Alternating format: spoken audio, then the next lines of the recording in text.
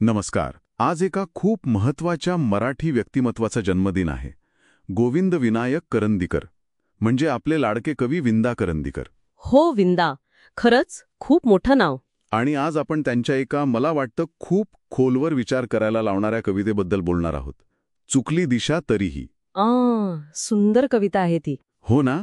आपल्याकडे याचं विजय मोंडे यांनी केलेलं रसग्रहण पण आहे, अशी एक नोंद आहे. अच्छा, पण आपण आज जरा कवितेच्या मूळ ओळींवर, म्हणजे तिच्या गाभ्यावर लक्ष देऊया. काय वाटतं? हो नक्कीच, कवितेतच उतरूया थेट. तर सुरुवातच बघा किती वेगळी आहे.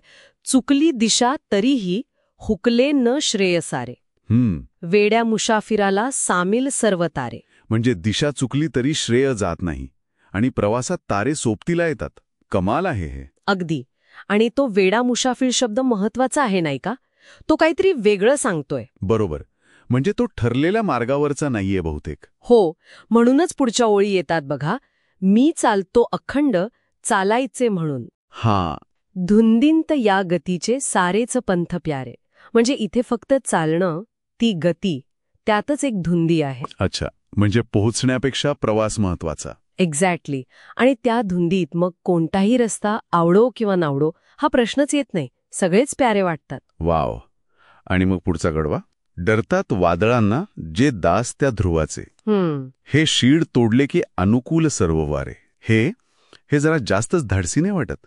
म्हणजे वादळांना घाबरणारे ते ध्रुवाचे दास कोण असतील? बरोबर आहे. म्हणजे बघा, ध्रुवतारा म्हणजे काय? एक स्थिरता, एक निश्चित दिशा दाखवणारा. हो. तर त्याचे दास म्हणजे जे त्या स्थिरतेला, त्या सुरक्षित चौकटीला धरून बसतात, जे बदलायला घाबरतात, वादळांना घाबरतात. अच्छा. पण विंदा काय म्हणतात? ते मर्यादेचं प्रतीक, ते शीड एकदा तोडलत की मग सगळेच वारे तुम्हाला अनुकूल वाटू लागतात. म्हणजे बंधन तोडल्यावरच खरं स्वातंत्र्य मिळतं. अरे वा. म्हणजे बंधनातून बाहेर पडणं. पण हे किती टोकाचं आहे पुढच्या ओळीत बघा. मगरूर प्राक्तनाचा मी फाडला नकाशा. हो. विजले तिथूनच सारे ते मागचे इशारे. म्हणजे चक्क नशिबाचा नकाशाच फाडून टाकला. हे तर म्हणजे नियतीलाच आव्हान दिल्यासारखं आहे. अगदी. नियतीने ठरवून दिलेला मार्ग, तो प्राक्तनाचा नकाशा, तो फाडून टाकण्याची हिंमत आहे इथे.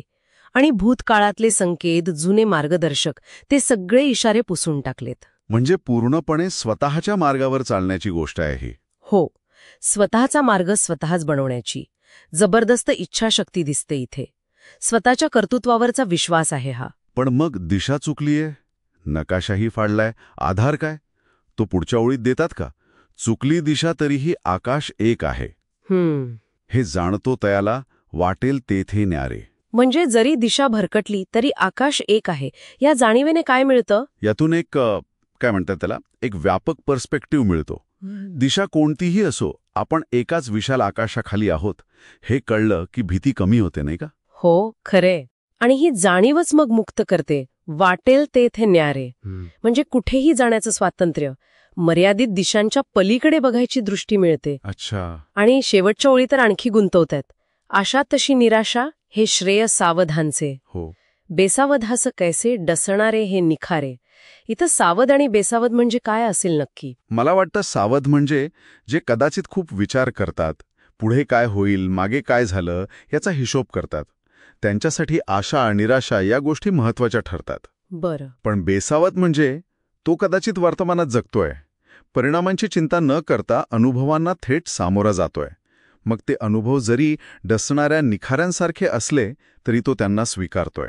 म्हणजे थेट प्रत्यक्ष अनुभव घेणं महत्वाचं. हो, अगदी. आशा निराशेच्या पलीकडे जाऊन जगणं. तर एकंदरीत पाहिलं तर विंदांची ही कविता म्हणजे फक्त दिशा चुकलेल्या प्रवाशाची गोष्ट नाहीये.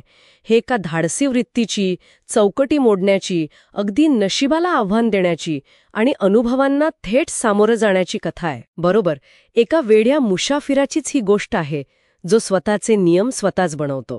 हो, एका अर्थी मुक्त विचारांचा जाहीरनामाच आहे हा.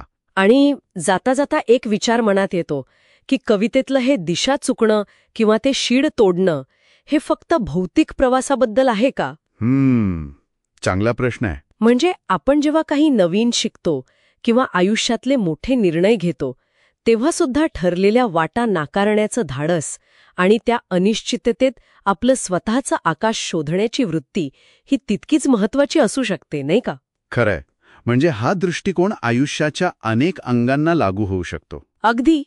विचार करण्यासारखा मुद्दा आहे हा नक्कीच.